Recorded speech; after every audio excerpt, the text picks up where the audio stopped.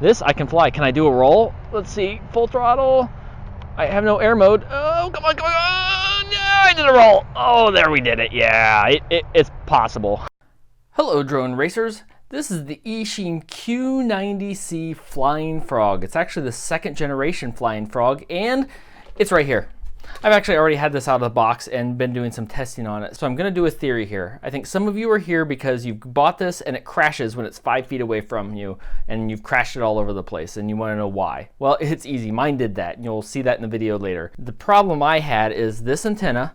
This is your radio transmitter receiver antenna. And mine was pushed all the way in there and it was just barely sticking out of here. So pull that out all the way, and then I was able to go 75 or 100 meters, which is as far as you need to go with this. So if you're here because you have a problem, first go subscribe, then go pull out your antenna so you can be able to fly, because I'll tell you right now, it flies pretty well once you do that. I was ready to just say, nope, garbage, throw it away.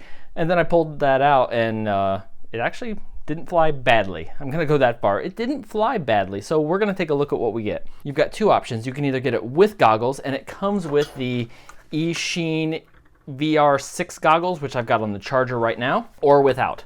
I actually bought the version without because I have a set from a previous review of the E13 model, so I'm just going to use those in this review, and we'll talk about that some more in a little bit. But you get the Flying Frog. This is the new transparent Flying Frog, so you can see what's going on inside. Here's the old Flying Frog that I loved, that I recommended for a lot of people, mainly because at the time it was $25. It was a steal, and I still fly this. I use it for testing sometimes because the transmitter is so strong. The new Flying Frog is a little bit different, but it's a lot the same. The main thing is it comes with a controller, which the old one didn't do, and I have found so far this controller is not bad. It's actually really versatile compared to what you usually get for here. You also get an extra set of props. These are weird props, and I thought I was gonna have to say these props are bad. But I've crashed a number of times already, and I lost a prop when I crashed into the house because of the antenna problem.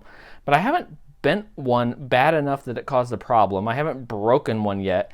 They probably will, so we're gonna have to look for some replacements, I'm sure, before long, because these are very unusual, but they're not as bad as I expected. You also get prop guards. I will try those later. I'll try and get them installed and see how they work for flying inside, because this should be a good flyer inside the house. You also get a charger for the battery, which probably isn't terrible, but not great. A prop remover, and then some extra rubber bands and some Velcro to help hold on your battery.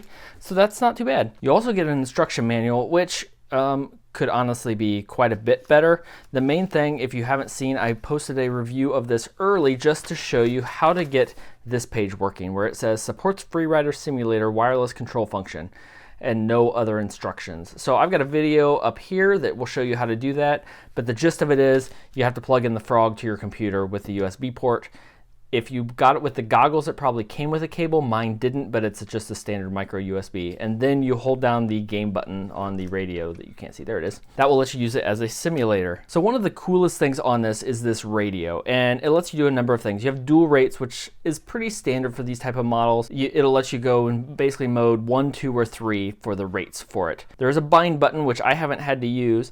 There's a channel and a game, so you press the button to change your video channels and you hold down to switch to game mode. Now this is pretty slick because this doesn't support 40 or 48 video channels. It only supports raceband. And you know what? The last couple places I've been just used raceband. And they'll use every other one if they need to, but it makes it really easy. You actually change the video channel for this through this button.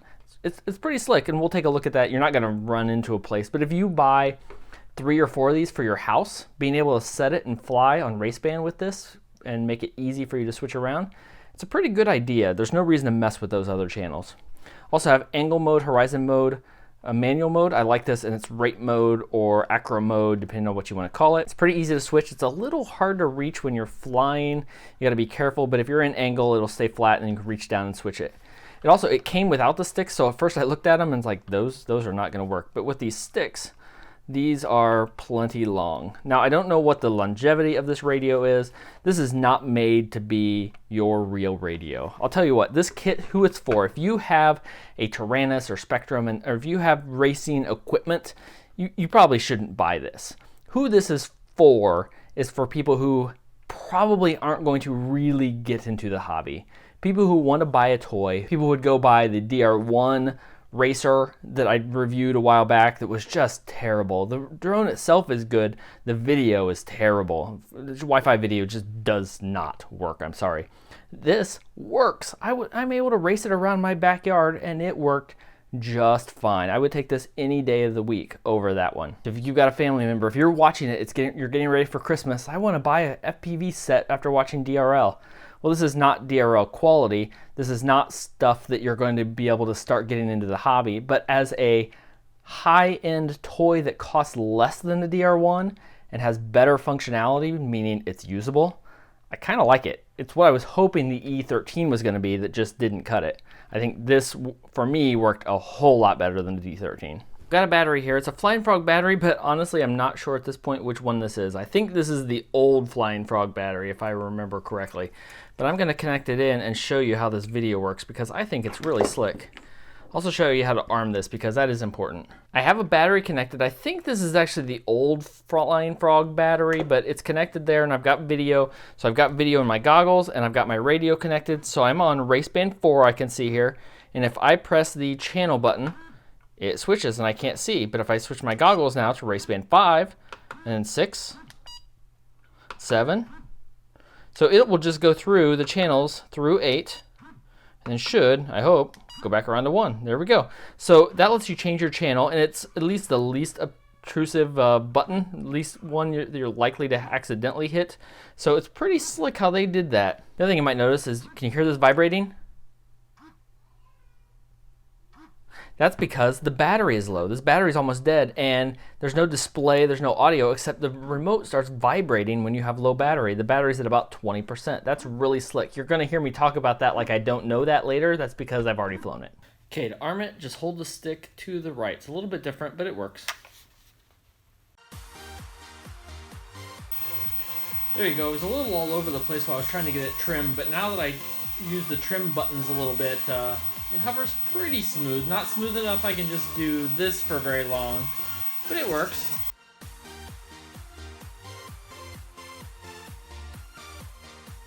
That's about 4 minutes and the radio started vibrating on me, so I'm actually going to land it there because that tells me that's a good point to land and I won't ruin the battery, but that's still pretty good flight. I'm really happy with the flight time on the stock battery, at least in the hover test. 4 minutes, that's a good flight for these little bitty batteries. The one there was a 300 milliamp, this is a 350 milliamp. You could go a little bit bigger, a 450 would work on this. The problem is the connector that it uses a JST connector, so I haven't looked, but I will.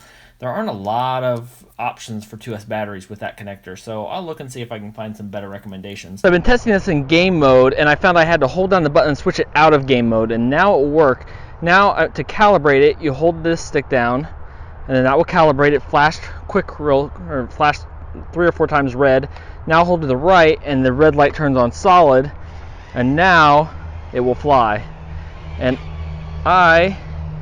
it's interesting, it defaulted to rate mode. So I'm going to flip the angle switch. So there it switched and now it's in angle mode. That's good. And wow, that is those are really slow rates. That's full stick forward. So in horizon mode, it'll move a whole lot more. Can I get it to roll? And so it definitely doesn't have air mode enabled. That said, it's horizon mode.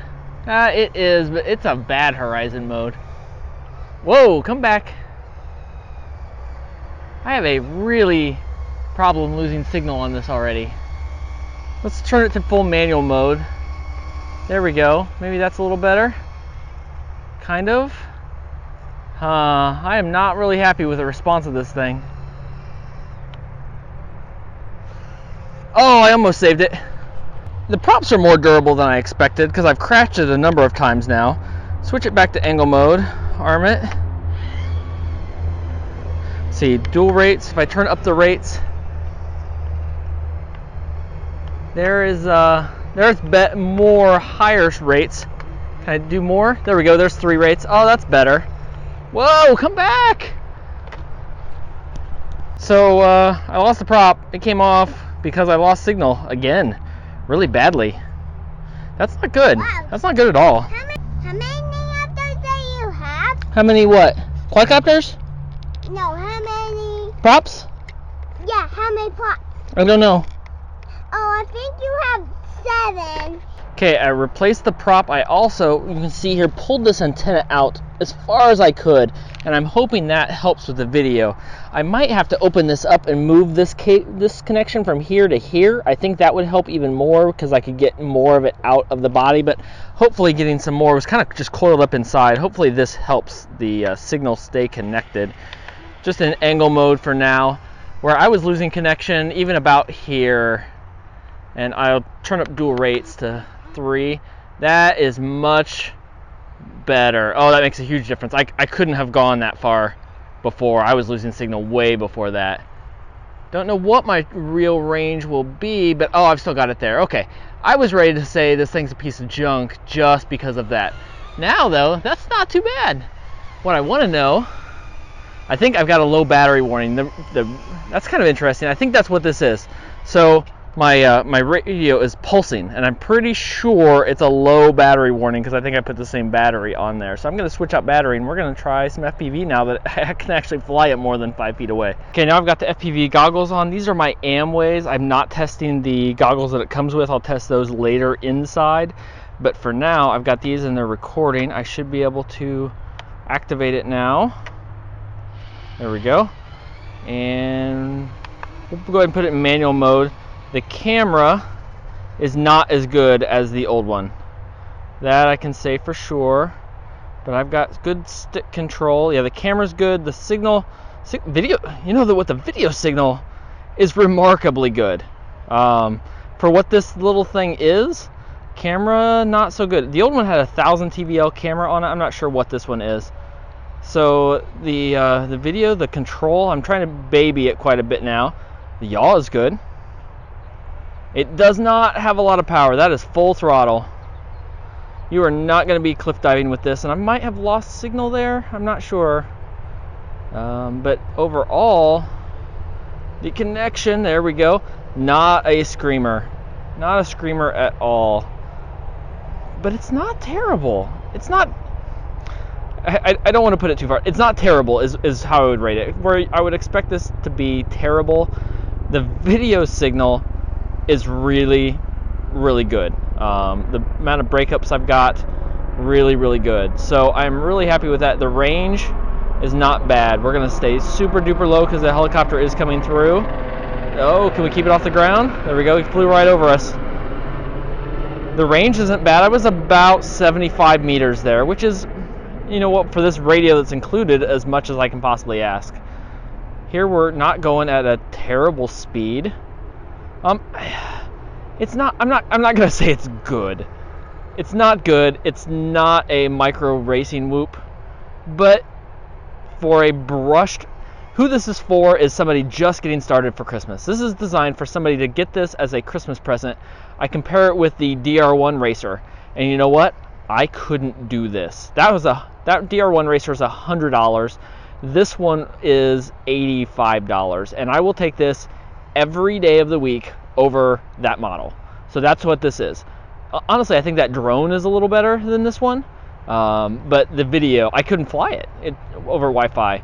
This I can fly. Can I do a roll? Let's see. Full throttle.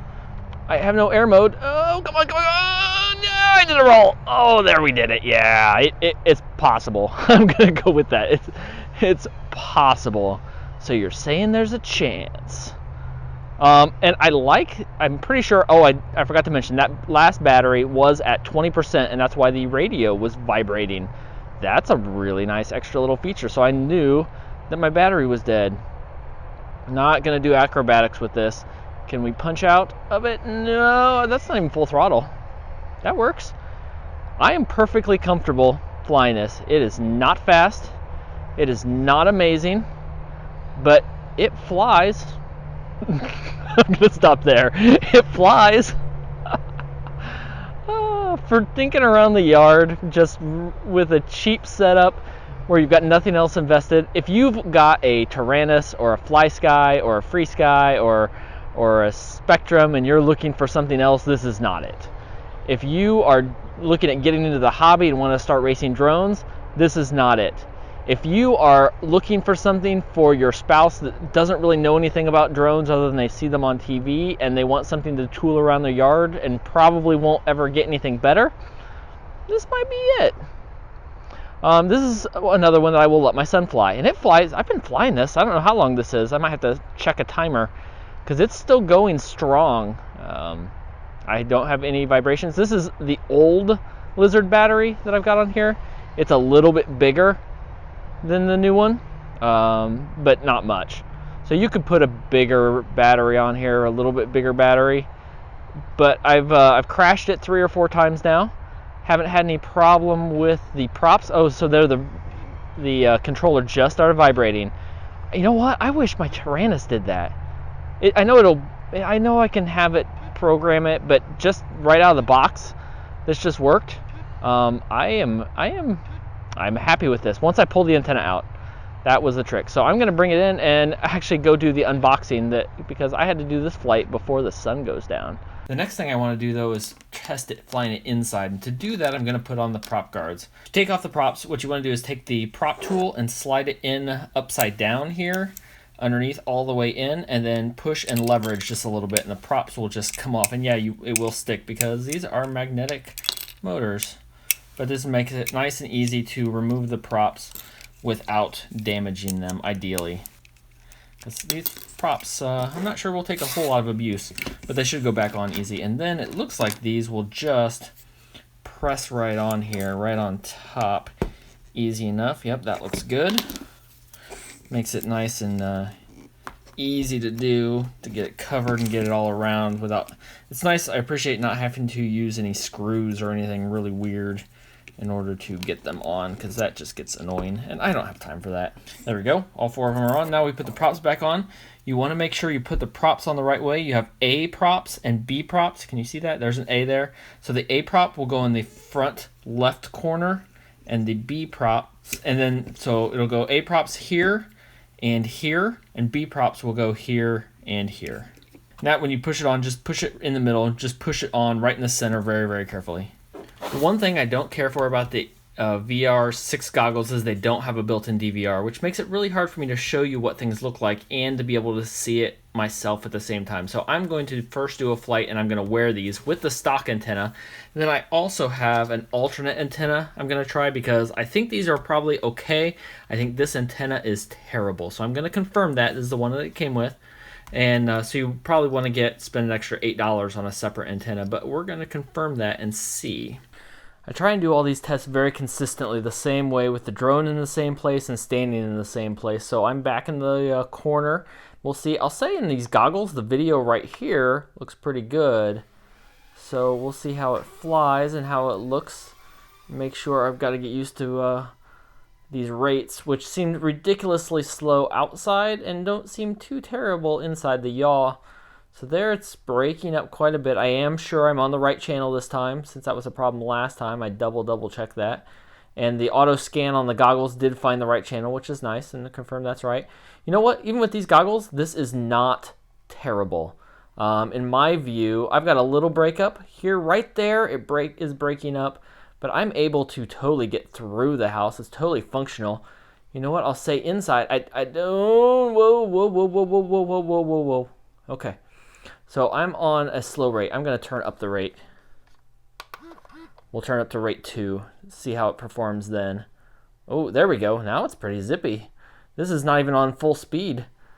Plenty fast for the house. Whoa. Okay, so what I want to do... Oh, I might have broke it. Let's go see. I did not break it. And while I'm at it, the one thing I was saying I wanted to do was test a different antenna on these goggles. So I put on a better antenna. So we'll see how it connects over here. You won't actually see this, but I'm curious to see what my view does here. I still have a little bit of breakup, but it's definitely better. So an improved antenna will definitely help the situation here. The camera's still not great. The yaw, it's not, it flies better inside than the E10. Or sorry, not the E10. What? Oh, let's see. So now, how do I activate turtle mode? Oh wait, I don't. I guess it should be, how do I activate frog mode? That would be a more accurate statement here. So let's see. Oh, we're just fine now. I just noticed over on the very edges, you can see the prop guards. They just don't even really notice them. So here, we'll see how your view is while I'm editing this. But I gotta say, for the intended audience, this flies inside really well. So who is this for? Who I have in mind for this is one of the guys I work with has a 15-year-old son, and he has a drone that he can fly around with FPV in the house, and he talked about it and said, oh, it works pretty well, but it's with his phone, and you know what? I've seen it. As long as you go around really slowly, it can work, I guess, but it's not good. It's just not good. I've flown enough of those that I know this is a far better experience. This is a real FPV immersive experience. It's not the best drone, it's not the best radio, it's not the best goggles, but you know what? It's a kit that has everything you need in it, and the people I think they have in mind for this will really like it, and they'll be able to keep flying it.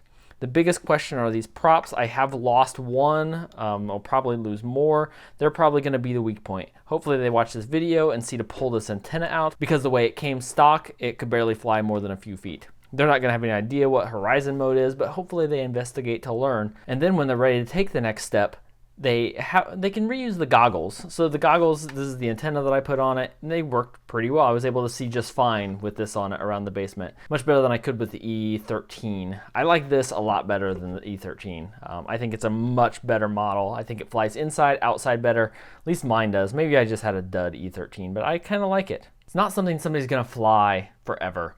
This is just to get your feet wet. You can fly it around. You'll probably get an hour or two of flight on it before you break something in it, and you're going to have to replace it. So keep that in mind. This is not a racing drone, but for what it is, it definitely works. So if you found this useful, leave a like down below and comment with what you think of the Flying Frog. I still have more testing to do to it. This is just an initial review. Haven't even connected to beta flight, which I think is good. So I took it out of the box and just flew it. I didn't have to change anything, which I think is important for the people that are going to be buying this. And until next time, remember, a year from now, we're going to be getting the same setup for the same price, but with brushless motors, and it's going to be way better.